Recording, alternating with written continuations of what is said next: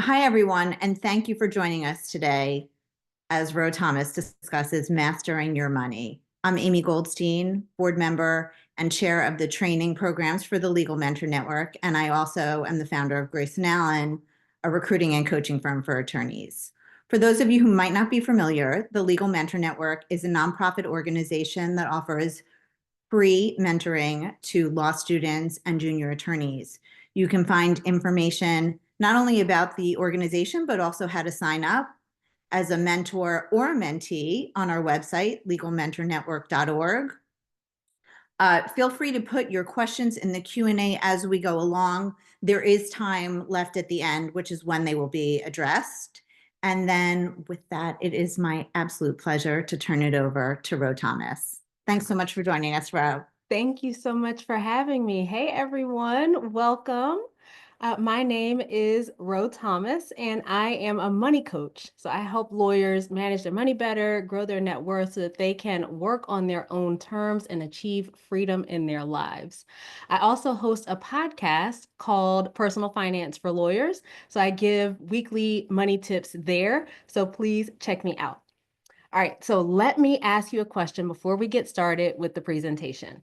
How many of you would love to have no debt, money in the bank, and no stress about your finances? If that's you, type me in the chat.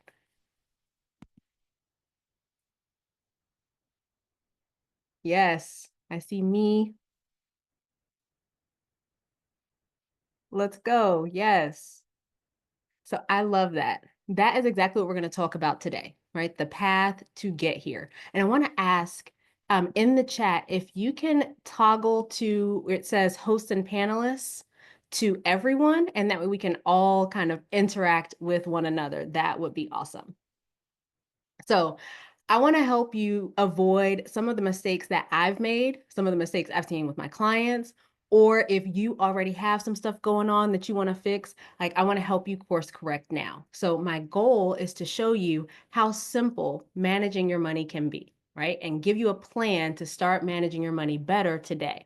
So I want you to engage with me in the chat. We've already started that. I'm going to ask you questions. I'm going to ask you to drop stuff in the chat because studies show that people only remember about 10 to 20% of the things that they hear, but they remember 80 to 90% of things that they engage with. So talk back to me. I don't want you to miss the thing that you need to hear, that one little key that you need for your finances. So if you are down to engage with me in the chat, type down.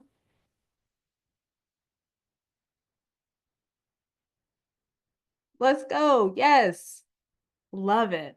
All right, so let me pull up my presentation because too many lawyers are feeling stressed about their finances. They're feeling overwhelmed about their finances. They don't know how to manage, and I don't want that to be you.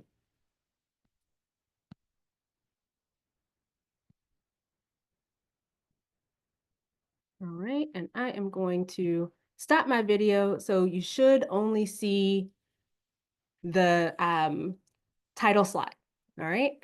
So as I said, too many lawyers are feeling stressed, overwhelmed, all of that kind of stuff. I do not want that to be you.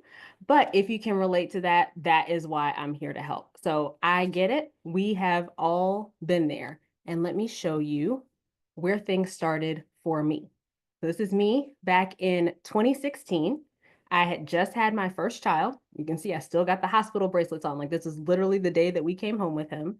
And this is what started everything for me. I was a third-year associate at a firm at the time. I used to practice trademark law, so shout out to any trademark lawyers on the call. But I can remember my husband and I were in our living room, like right where this picture was taken, and we were talking about me going back to work because my maternity leave was about to end. It was ending that next month.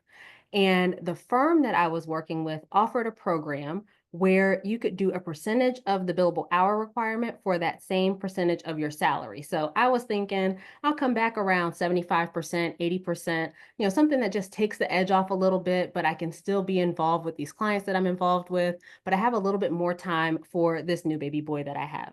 So my husband and I get our computers out, like right there on that couch you can see I was sitting on, and we pull up our finances and we look at how much we're making and everything we're paying out and like how much debt we had, the details of that debt, the minimum payments, all of that kind of stuff to see if we could make that part-time work. And what we found was that we could not afford the pay cut because we had over $678,000 of debt. Almost $500,000 of that was student loans, and we had a negative $342,000 net worth. It felt like a gut punch. Like, have you ever been in a situation where you thought you were doing the right things? You thought you were headed in the right direction, but it turned out like, oh, actually, you're not, right? Like, that's what this was for me. Up to that point, we had been doing the things that we were, quote, supposed to do. We paid our bills on time. We paid our credit card off in full every month. We were even saving for retirement. But the problem was we were not being intentional with our money. So we weren't really making progress with our money. Everything that wasn't going to bills or retirement was pretty much getting spent, especially restaurants. Like, we were going to all the different restaurants around Atlanta. And we were basically staying stuck in the same place month after month. Can anybody relate to that? Where it's like you make good money, but you can't ever seem to pay off your debt, or you can't seem to build your savings, or you don't know where your money's going each month. You can't seem to make progress. I didn't know that becoming a lawyer wouldn't keep me from being broke, because that's what I had learned my entire life, right? Everyone said, go to school, get a good job, everything's going to be okay. And being a lawyer on top of that, like, we were supposed to be the ones that made it, right? I wasn't supposed to be in all this debt and not able to do what I wanted to do for my family. So I became obsessed with learning about personal finance and figuring out the part that society didn't tell us. Like, I was listening to podcasts, I was reading books, and I came across all these stories of regular people who were getting out of debt and saving all this money and retiring early and doing all this amazing stuff. And here's the crazy part: they weren't lawyers. Most of them made less than we were making. One story I always share was this couple who were teachers, and they were thinking about starting their family, and they wanted for one of them to be able to stay home when they started having kids. So they paid their house off on teacher salaries. And I'm looking like, I'm a lawyer. My husband is a doctor. He was in residency at that time, but still lawyer and doctor couple. And this teacher couple was doing better than we were. And that's when I realized that it's not about your job or how much you make. It's all about what you do with your money. It's not about your job. It's not about how much you make. It's about your actions. It's about what you do with that money. We needed to do something different. So what did I do?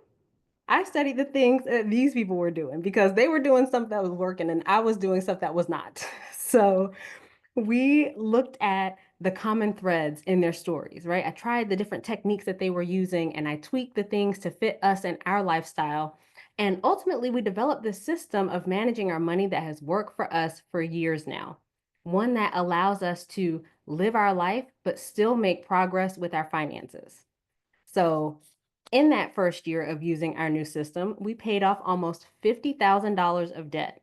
And I felt so motivated and such a sense of accomplishment because I could actually see the numbers moving, like we were making progress. Ultimately, we paid off all of the student loans plus a few other debts, which was over $500,000. And now, instead of the negative $342,000 net worth that I told you about, we turned things around and we have built a $1 million net worth. Somebody type million in the chat.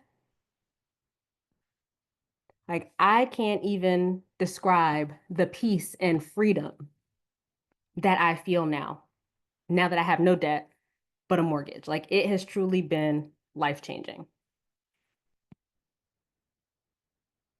Along the way, I started my coaching business, and I teach other lawyers the system that we use to manage our money. To date, my clients have collectively improved their net worth by over $500,000, and that's just what happened in the time that we worked together, so those numbers are probably much higher. And I share all of that with you not to impress you, but to impress upon you the power of learning how to manage your money well so that you will take what I'm about to teach you to heart. All right, so with that, we're going to dive into the main areas that I see lawyers struggling with money. These are things that I struggled with. These are things I see my clients struggling with. Maybe it's what you're struggling with. But we're going to go through these 4 areas, which are managing your cash flow, paying off debt, saving and investing, and money mindset. Then I'm going to teach you the process that I use to manage my money and that I teach my clients. And finally, we will have time for questions at the end. So if you're ready, type "let's go" in the chat.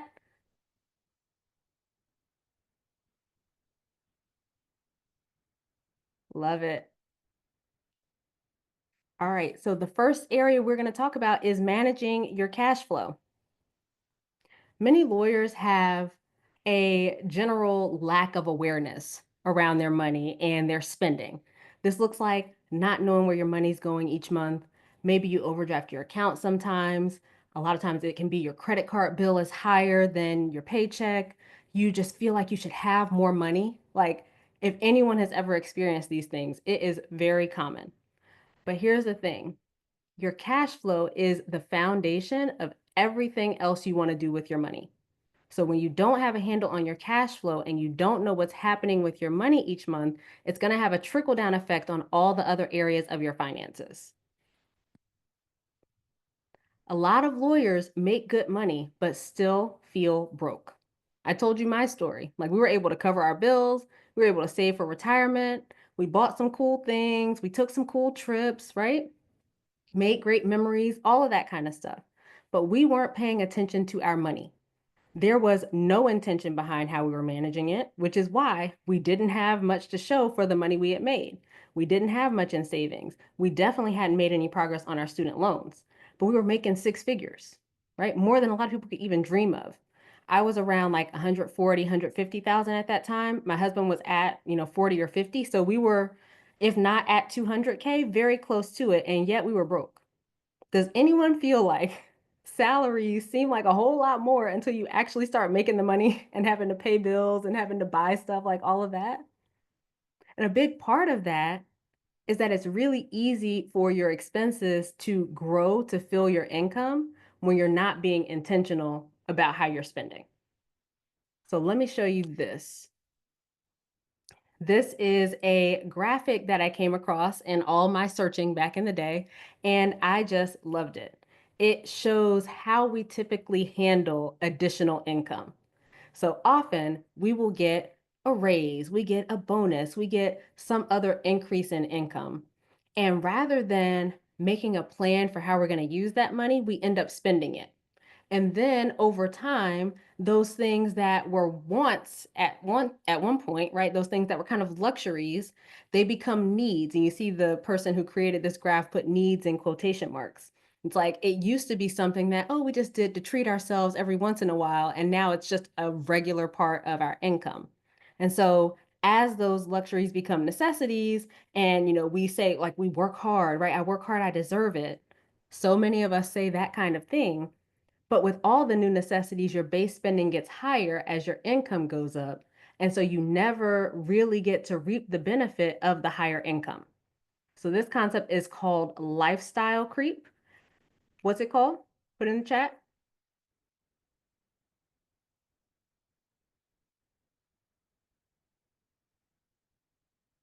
Are we listening? Are you there? All right, come on, Andrea. Mary. I was like, are you guys still there? Because I can't see you. Yeah, this concept is called lifestyle creep, and we all do it on some level, right? I don't live the same way. I see you, Jacqueline. I don't live the same way that I did when I was in law school, right? I don't live the same way I did when I was in college. I don't live the same way that I did at the beginning of my career. And I'm not saying that any of us should be doing that. However, if we don't keep lifestyle creep in check, that's how people make more and more year after year but don't make any progress financially. And oftentimes, what people will tell me is, oh, I just need to make a little bit more. I just need to get this raise, or I just need to get this, and then everything will be okay. But that's not the case. The issue is the spending and not keeping that in check, because so many people are at an income level that they thought they just needed to get to for everything to be okay at some earlier point, right? Like, let's say you were at 100 and now you're at 125, and that was supposed to be the amount that made everything okay, but now you're at 125 still thinking that you need more, right? That happens a lot. And I think it's because we think that more money is going to be the key, but really it's about how we're spending, right? Wealth is built in the gap between your income and expenses. Let me show you what I mean by that. So I've got these graphs here, and the green represents income, the red represents expenses. So in the first one, you see your expenses are far higher than your income. There is no gap, right? This person is going into debt to cover the additional expenses beyond their income.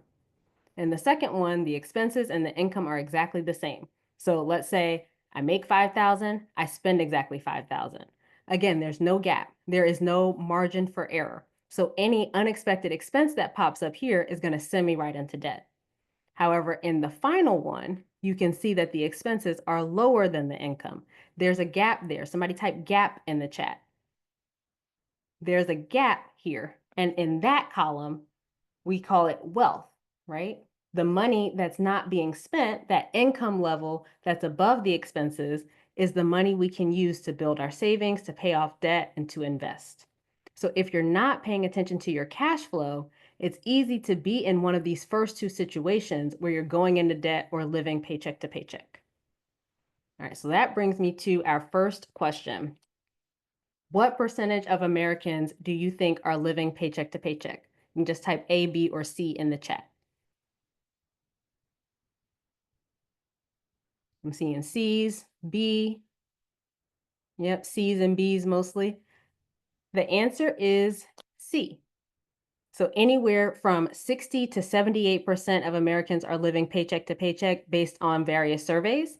And that number includes 60% of millennials who make $100,000 or more, 25% of households making $150,000 or more, and 36% of people making $250,000 or more. And I heard another statistic recently, although I haven't found a survey or anything that supports it, but 10% of people who make seven figures are also living paycheck to paycheck.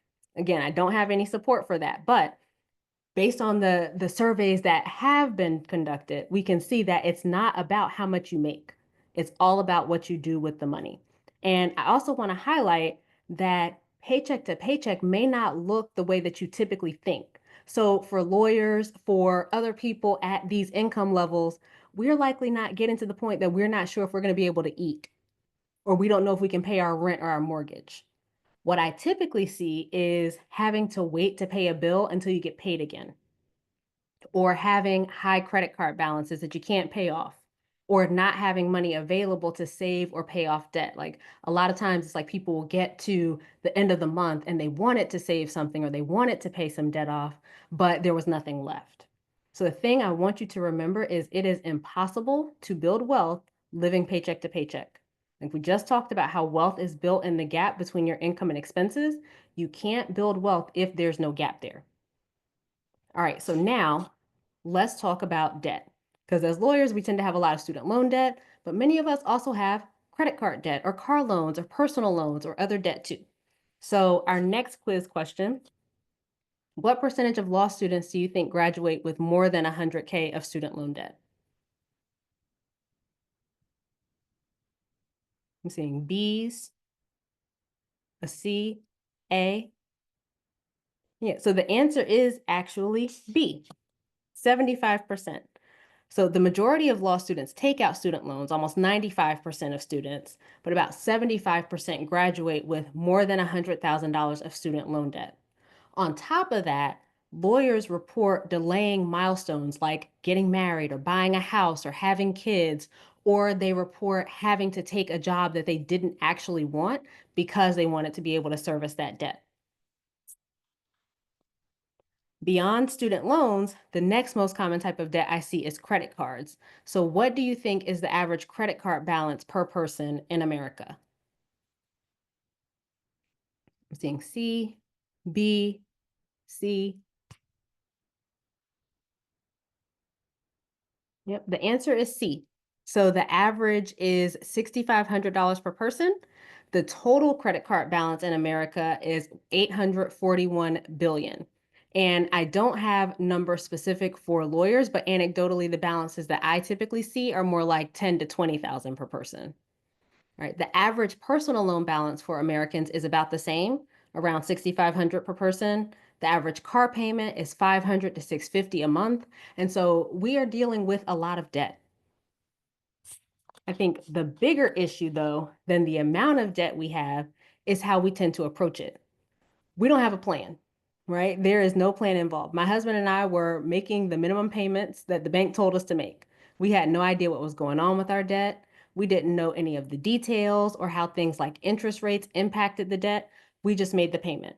It didn't occur to me that you could even pay debt off sooner until I started getting into these blogs and listening to podcasts and hearing people talk about that. Many lawyers ignore and avoid their debt altogether. It's like, oh, if I just don't look at it, then maybe it'll go away, right? Another thing I see is people move their debt around to feel better. So, you know how you get those offers that are like refinance for 0% for this long, or refinance for X%, or you can do this balance transfer?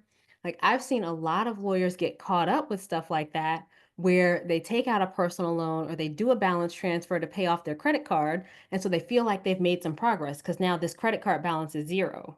But then, because there's no plan, they run the credit card back up again, and now they've got even more debt because they still have that original balance. It's just in a different place. So we need to have a strategy for how to actually pay off debt, which is something we're going to talk about a little later. All right, so now let's talk about saving and investing. So these are areas that we know we should get around to, but often we don't put a plan in place for. It just keeps getting put off to later. But of course, later doesn't make it any easier because we take on new responsibilities. Maybe we start a family, maybe we buy a house, so we've got more expenses, right? All of those kinds of things. But because we tend to put off saving, many of us don't have much saved, or we don't have as much as we'd like. So our next question, what percentage of Americans do you think have less than $1,000 in savings? Seeing B, C. Yep, lots of B's and C's. So the answer is C. 69% of Americans have less than $1,000 in their savings account, and almost half, 45%, have $0 in savings. So this goes back to what we were talking about before with not having that gap between your income and expenses. Is really hard to save if there's no money left to save. Beyond saving, we also want to be investing, but it's another one of those things that keeps getting put off till later. So we talk about saving for retirement, but technically we are investing for retirement. So what percentage of Americans do you think have nothing saved or invested for retirement? Seeing B's. Yeah, so the answer to this one is A. 25% of Americans have nothing invested for retirement. But that number includes about 15% of both Gen X and baby boomers. So the segment of the population that is closest to retiring or at retirement age, a large minority of them have nothing saved for retirement. So what is the issue here, right? Why do so many people struggle with these things? As we talked about earlier, many lawyers think they just need to make more money, right? But candidly, for the people I work with, likely for all of you, that's not it. For some people, there may have even been a time where you thought you'd be set if you could just get to the income you make now, like we talked about before, right? Are there times where people actually don't make enough money to live, who don't make enough money to cover their bills? Yes. But for the majority of lawyers, that is not the case. All the things that we just talked about come down to overspending. Somebody put overspending in the chat. Overspending. That's spending as much as or more than you earn. So the key is to learn to manage the money you make now. Making more is not going to help if you don't figure out why you're overspending. All right. So we're going to talk about your money mindset, which is where that comes from. Overspending always stems from your money mindset. So our thoughts, our emotions, our behaviors are all connected, and they lead to everything that's happening with our money and the other areas of our lives. So if you're familiar with cognitive behavioral theory and psychology, it teaches that there are things that exist or happen out in the world, right? Money, other people, whatever situations might come up. And then we bring our thoughts or our opinions to those things. And our thoughts and opinions about those things is what creates our experience of them. So our thoughts lead to particular emotions, which lead us to do or not do certain things, which lead to certain outcomes. And then our brains use those outcomes as evidence to prove that original thought true, and it will dismiss evidence to the contrary or that is not relevant. So my favorite example of how the brain focuses in on relevant info, who here has ever bought a new car or thought about buying a new car? Type me in the chat.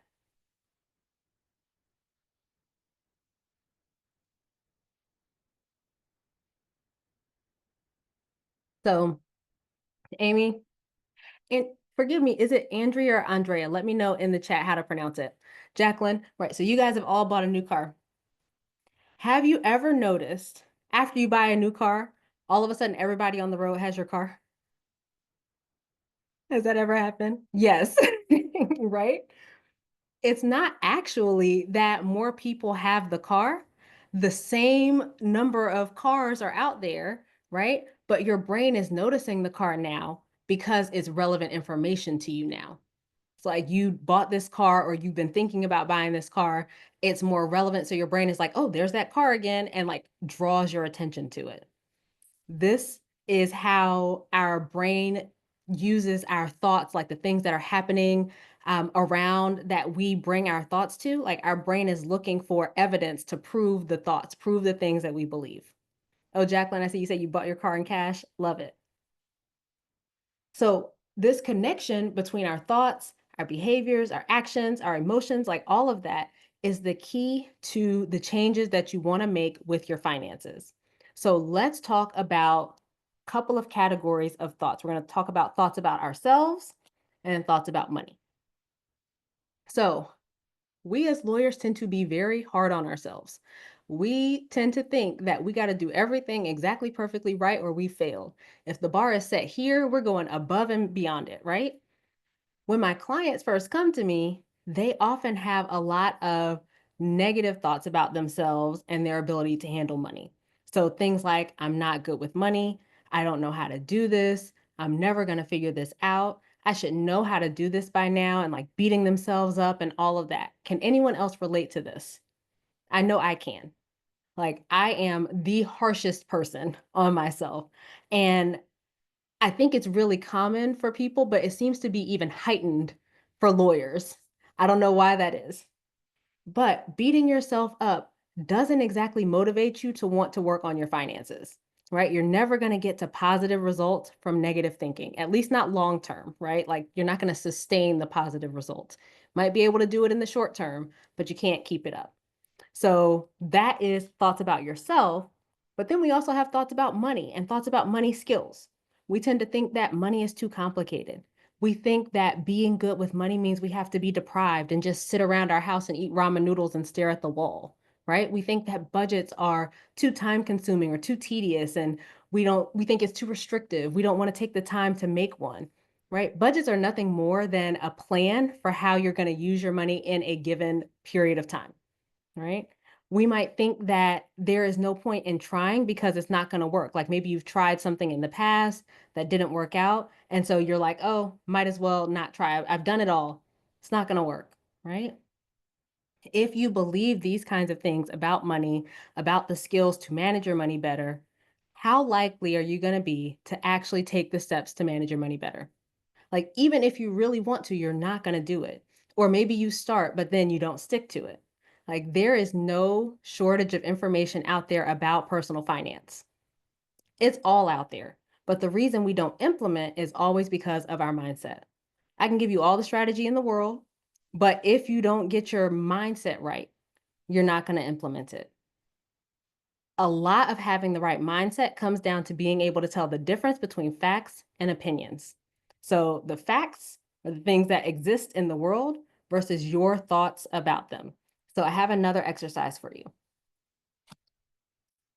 Tell me, it's hot outside. Is that a fact or is that an opinion? Put it in the chat for me.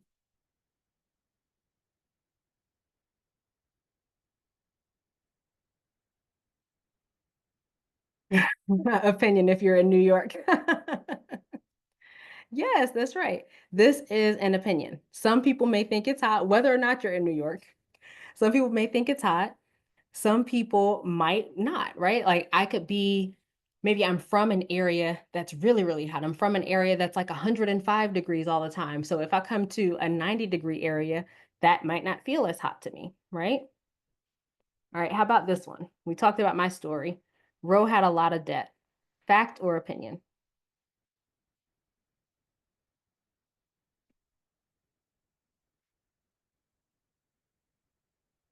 I'm seeing fact. Yeah, this is actually another opinion because some people might think I had a lot of debt, but what if I'm somebody who had $2 million of debt? Do I think it was a lot then? Right? Another example that I often give here is the typical student loan debt I see is around 200,000. And my clients feel like it's this overwhelming number, like they're very distraught about it, all of that. But in my case, starting at 678,000, when we got to 200, we were celebrating like, oh, this is amazing, right? We're more than halfway done. And the fact is the same. The fact is $200,000 of debt. The opinion or the thought about it is what changed. All right, here's the final one. It's 7 p.m. Friday. It's 95 degrees. Fact or opinion?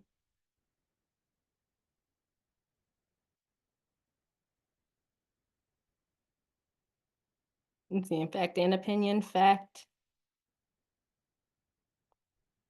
Yeah, this is a fact, right? I can go, I can check the clock and see that it's Friday. I can check I can check the clock and see that it's 7 p.m. I can check the calendar, see that it's Friday. I can check the thermometer and see that it's 95 degrees, right? These are facts.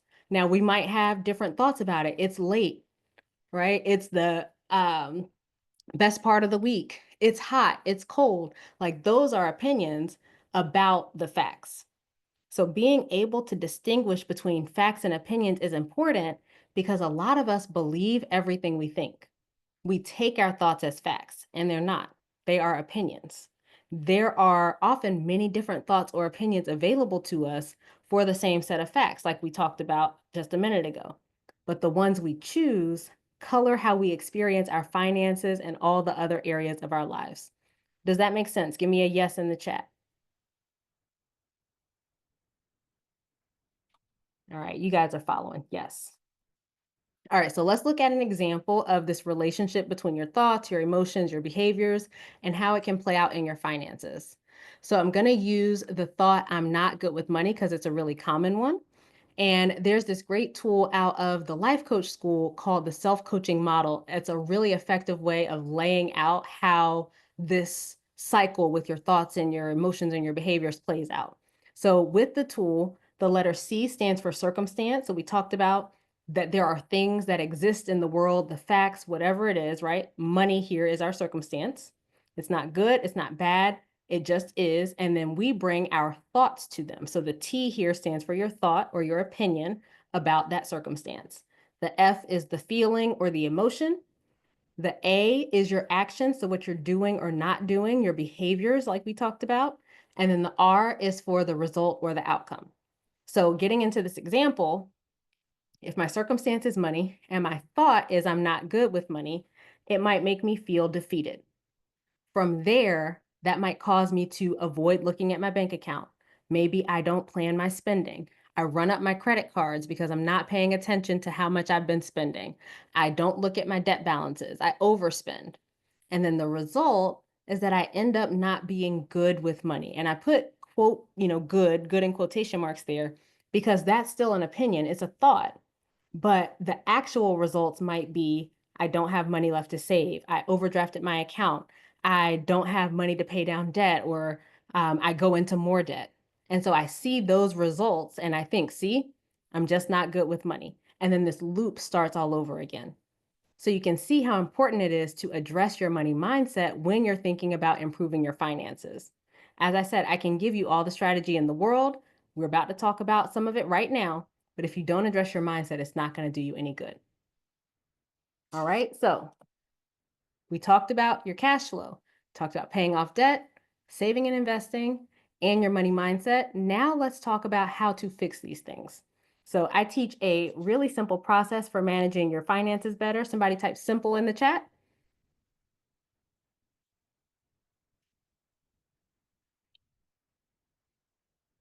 Yes, it is simple. So the first step is to increase the gap between your income and expenses. Then you're going to use the difference to save, pay off debt, and invest. And along the way, you're going to manage your mindset and redirect yourself from those negative thoughts that we just talked about. All right, so let's dive into each of these. The first piece is to create a spending plan or a budget. That's how you increase the gap between your income and expenses.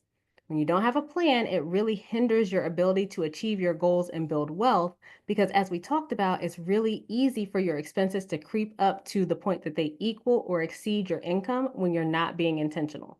So, when you don't know what's coming in, you don't know what's going out, you're not being intentional with how you use it, it's hard to make the progress that you could be making with your money. Have you ever looked in your account to see if there's money in there and that's how you made a decision about whether you're going to buy something? Like, I know I'm not the only one that did that, but we're not doing that anymore, right? So you want to decide what you're doing with your money ahead of time. All right. And when you're creating your plan, make sure you account for your needs, wants, and goals. So I don't believe in cutting everything but the essentials and stop drinking the lattes and sit in the corner and never go out and all of that. That's not necessary. But instead, you want to consider what you value and what's important to you. So if lattes are important to you, put that stuff in your plan, right? If designer shoes are important to you, if fancy restaurants are important to you, put it in your plan, but you have to balance it. So the money you spend on those things is money you won't have available for something else. So if those things are important to you, how do you account for them in your plan? What is not as important to you that you're going to spend less on to be able to spend on those things? Those are the kinds of questions that you want to ask yourself. If you're following, type following in the chat.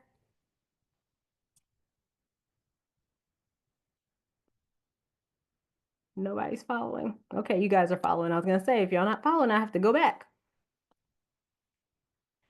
All right, and I also want to talk for a minute to anyone on the call who, like me, is the first in your family to be a lawyer. You might feel pressure to help members of your family or others who aren't in a similar position, whether that's internal or external pressure, because sometimes we put that pressure on ourselves. But hear me, you have to take care of your own finances before you can help others. You have to put yourself on strong financial footing before you can help someone else. And that doesn't mean that you have to be completely out of debt and have all the money in the bank and whatever else, but you need to know what's going on with your finances and have a plan to reach your goals. And when you're able to reach your own goals, you'll be in an even better position to help your loved ones. So, going back to my story, we are better able to help others now having no debt but our mortgage and a positive net worth versus when we were drowning in debt with a negative net worth. All right. And to be clear, you can still help. I just want you to be intentional about it. So that means that you are putting it in your plan. Like while we were getting out of debt, we helped loved ones. We continued to tithe with our church. We continued to give to other organizations, but we did it in a way that fit our plan and still allowed us to move forward with our goals. All right. So if that's something that's important to you, make room for it in your plan, but don't completely neglect your own goals because at the end of the day, you cannot help someone else if you're struggling. All right. So we talked about creating that gap between your income and expenses. Now let's talk about what to do with it, starting with getting out of debt.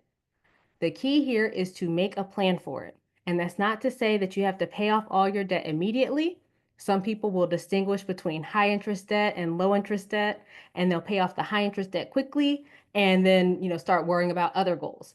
Other people choose to knock out all of their debt at the same time, which is what my husband and I did. Ultimately, it's personal preference. But keep in mind that the power of compound interest works against you on your debt balances, especially when you have high interest debt like credit cards. So maintaining those balances costs you more over time. All right, we talked about making a plan. The two most popular plans with getting out of debt are the debt snowball and the debt avalanche. The snowball means you pay off your debts from smallest to largest balance, regardless of the interest rate. The avalanche is where you pay from largest to smallest interest rate, regardless of the balance.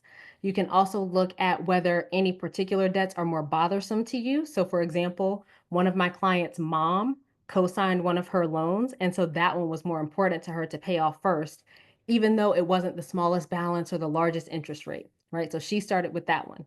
You can also think about if you want to take advantage of any refinancing options or if a particular repayment plan for your student loans would be better. When you have a plan for your debt, you can use those kinds of strategies without digging yourself deeper into the hole. So, going back to what we talked about with getting a personal loan or doing a balance transfer on your credit card, those are great tools to help you get out of debt when you have a strategy. Okay. So you can use those types of strategies when you've got a plan and not be digging yourself into the hole. The main thing with paying off debt is I want you to focus on one at a time. One at a time. We are not splitting the extra payment across 5 different debts. We're not going to pay extra on this one this month and then that one next month and then a different one another month. Focus on one at a time until it's paid off. Another thing you want to do with the money in the gap is to build your savings. The first step here is if you don't have an emergency fund, you want to look at building one, and the amount depends on your personal situation and risk tolerance. I've seen people do as little as a month. I've seen people do as much as a year. It's really up to you, but standard advice is to have 3 to 6 months of expenses just so you've got a cushion if things go sideways and for some reason your income is lower than you're used to it being. You also want this to be in a boring, unsexy place. Somebody put boring in the chat. A boring place. We're not putting our emergency fund in the stock market. All right. Sometimes people try to do that to get a better return. Don't do that because you don't want to worry about the balance in your emergency fund dropping when you need it most. The stock market fluctuates, right? There's risk involved, which is why there's the opportunity for a greater reward. Your emergency fund is not the opportunity for the greater reward. Your emergency fund is not an investment. You don't want, everything to hit the fan and then you go to your emergency fund and it's half of where you thought it was. Beyond your emergency fund, you might have other savings goals like saving for a house or a vacation or saving for the holidays. Make sure that you make room for those things in your spending plan so you can actually make progress toward those goals. In the long run, we are not only putting our money in a savings account. You want to invest your money because your money can work for you and earn more money in interest. So with debt, compound interest works against you. With investing, compound interest works for you. Now, I'm not licensed to give investment advice, but I do provide some general information. I think the easiest place to get started for most people is the stock market because most people have access to the stock market through their 401k or other retirement account.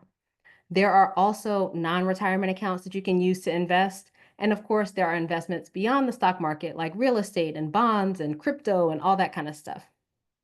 The main thing with investments is you want to understand what you're investing in because not understanding what you're investing in is a surefire way to lose your money. If you don't want to worry about investing yourself, you can hire a financial advisor. If you decide you want to work with a financial advisor, one of the biggest things I encourage you to consider is how they are compensated.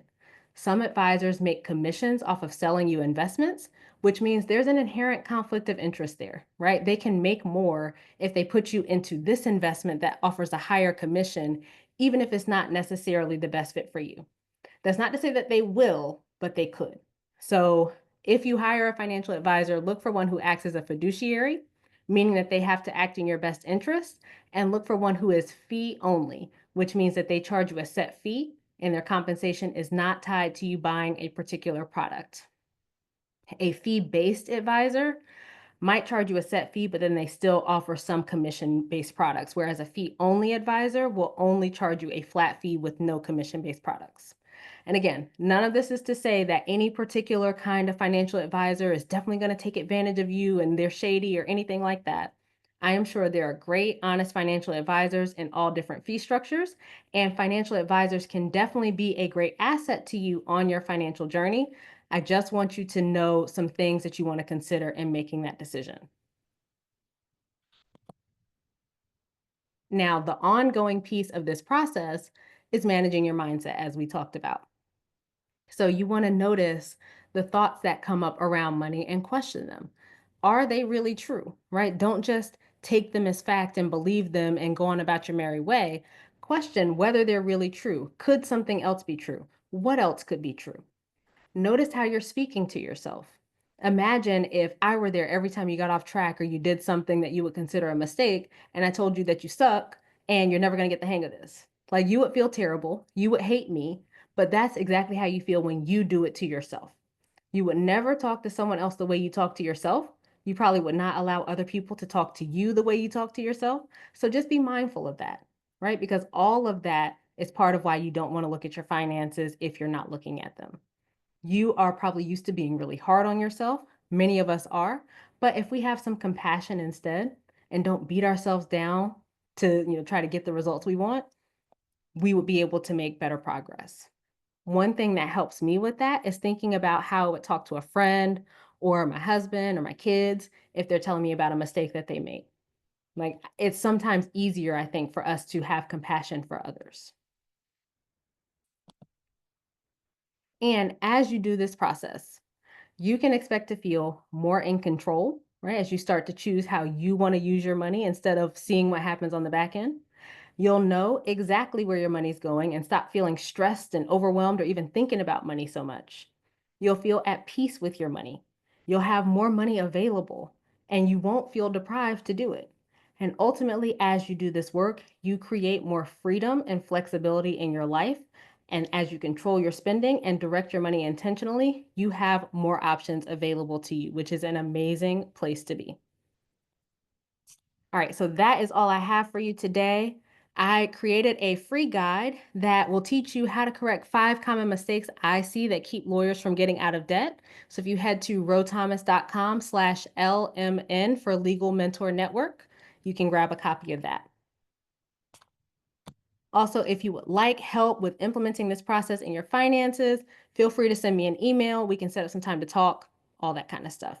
All right, so I'm gonna stop sharing and come back on, and I will put those links in the chat for you.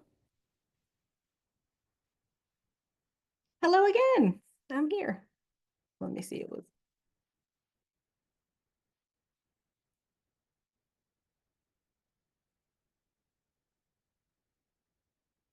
there's that, and my email is hello@rothomas.com.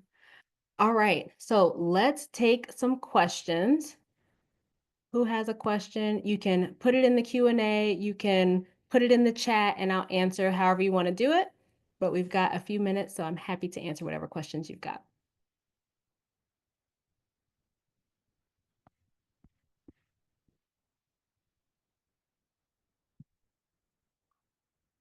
All right, would you advise starting a side hustle? You can absolutely do that. So one of the things that we talked about is increasing that gap between your income and expenses. So there are 2 ways to do that.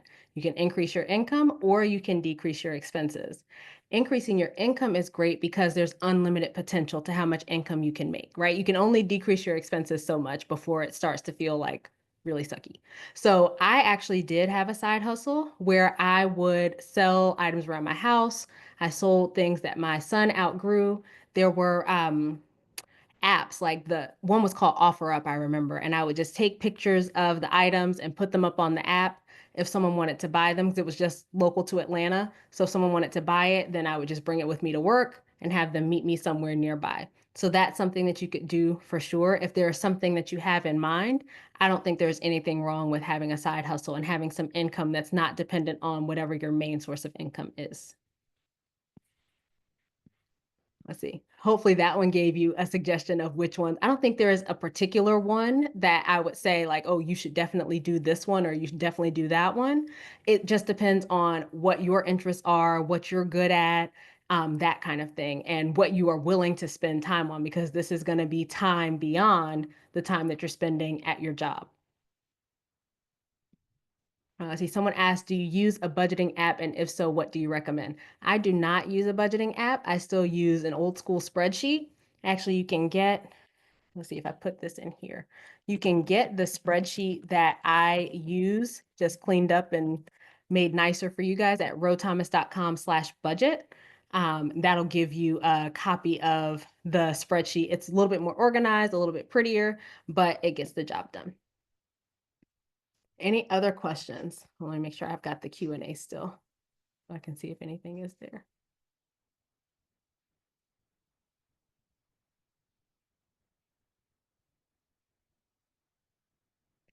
Not seeing any other questions. We've got 8 more minutes, so I am happy to answer any questions that you've got.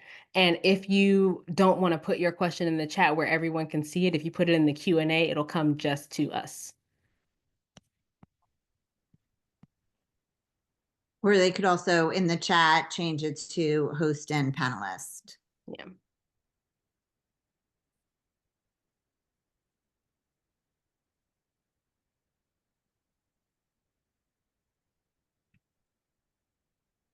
I'll ask a question, Ro.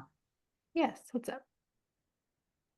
When you're starting with this, and whether you're picking the highest interest or the smallest amount, is there any, and I know it depends on what your cash flow is, but are there goals in terms of percentages or scheduling or anything to just have benchmarks in general to try and stay on track, even if you're chipping away at a slower pace than you might like? So to make sure I understand your question, are you asking, like, is there a benchmark for the percentage of your income that should be going toward debt or something like that? Right. When you do have extra money, like, is there a rule of thumb for what you should try and do with that extra money in terms of just staying on track with paying Gotcha. something down, even if it goes very slowly? No, completely understand. So I like focusing on one thing at a time. Just like I told you guys, like, focus on one debt at a time. I like focusing on one thing at a time, even with respect to, like, say, saving, right? So I would have my clients take all that extra money and put it just towards savings until they get to whatever level that they're comfortable with. It doesn't necessarily have to be their full emergency fund that they plan to have, but typically a few $1,000s is sufficient until they want to focus on paying off debt, and then they'll circle back and build that up more. The one caveat with my focus on one thing at a time rule is with retirement investing. So oftentimes employers will provide a match. So let's say it's like, if you put in 3%, then we'll match it 3%. So I will still have people generally put in enough to get the match, and then we focus the rest on the saving and investing. And then the saving and debt. So let's say that you've got, a little bit of a cushion in your emergency fund, at least enough to get you off the edge. Now, when we go to paying off debt, I would just put all of that extra on the debt. And I personally like the smallest balance to largest balance because you can see wins a lot more quickly. So, for example, in my own case, I told you we had $678,000 of debt, but some of the smallest ones were like $1,500, $2,000. So 678,000 felt like really big, but I was like, oh, I could do 1,500. I can do 2,000, right? And so we started paying those things off little by little. We would get these paid in full letters, and then that motivated us to keep going. So then when we got to the bigger loans, we had, maybe 4 or 5 figure loans, and then my husband had a consolidated 6-figure loan. When we got to those, we had so much that we had already paid off behind us, then we knew that we could pay off those bigger balances as well. I mean, that's what I I was answered that getting at. question. Like, Okay. how do you get motivated in that beginning stage where it might not seem like it's going anywhere? So that's a great example. Thanks. Yes, you are welcome. And something else that I like is having some way of keeping track of your progress. So we had a spreadsheet, and we had all of our debts listed on it. And then as we paid one off, we put it in green, like filled it in green. And so as we paid off more and more, the green started taking over the page. So that's another way, I think, to help keep yourself motivated. All right, let's see. I see another question here. What do you see is the biggest expense of your lawyer clients or hurdles to overcome? So the biggest expense beyond debt payments is hands down the biggest one. But beyond that, it tends to be food.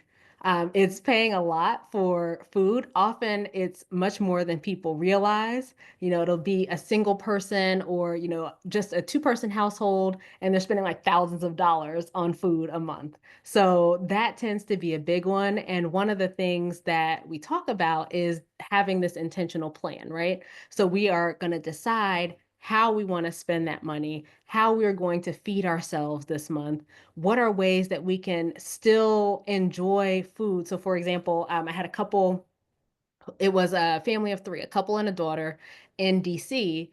And they realized that if they went to this favorite restaurant that they had that's maybe, 15, 20 minutes from their house, it was significantly cheaper than when they ordered from DoorDash or Uber Eats. So they were still able to get that food to have that experience, but they were able to save on the fees by just going down there. And it was a nice family outing. So thinking about those kinds of things, like how do we fit in this thing that is important to us that we do enjoy, but maybe we do it in a way where it costs a little bit less.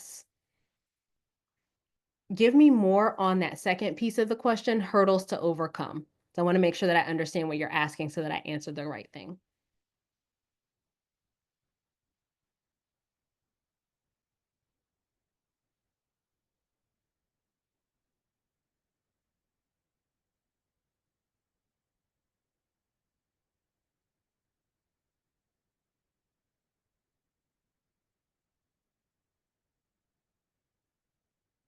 Debt and other items, yes.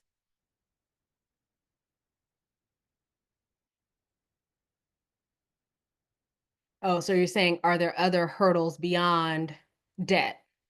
I think is what you're saying. Debt tends to be the biggest one, honestly. Um, And one of the things that I often share with my clients and with anyone that I'm talking to about this is paying off debt has this twofold benefit where you're getting rid of debt, but also you're increasing your cash flow because you no longer, like once you pay off a debt, you no longer have to pay that minimum monthly payment. So you have freed up that money for the rest of your life, right? As long as you don't go back into the debt.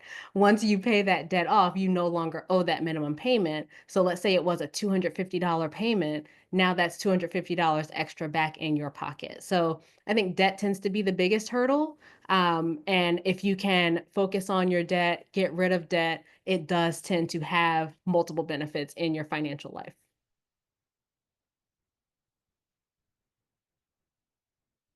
Anyone else got just another minute?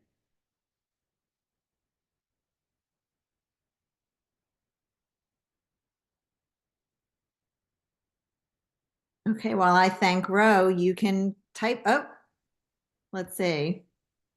Oh, Ah, thank you. so similar, sounds like Dave Ramsey. Similar in that because lawyers do tend to have so much debt, it tends to be such a huge chunk of their expenses. So most of my clients, myself included, we had thousands of dollars going out each month in debt. But the difference for me is I don't believe that you have to focus on debt to the exclusion of everything else. I think it's possible to still live your life, which is why we talked about having that intentional plan and focusing on the things that are important to you, making sure that you make room for those things, even as you save or pay off debt or invest. So I hope that's helpful. Also helpful. Ro, thank you so much. The information that you shared is so important and valuable, and you really made it manageable. And we just appreciate your time and insights. And thank everybody for joining us.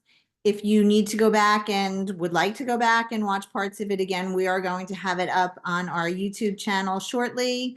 And then also, please stay tuned. We're going to be promoting our February 11th webinar, which is on the latest tools for legal marketing and business development, including AI, which I think lawyers tend to be a little bit behind on. So this is your opportunity to actually be ahead of the curve. And then on March 11th, if there are any law students listening, we are doing a presentation on the state of summer recruiting, including pre-OCI, OCI, and whatever else is happening on that front. So we'll be posting about that soon. Ro, thank you again. Thank you, everyone. Have a great day, and we'll see you soon. Bye. Thank you so much.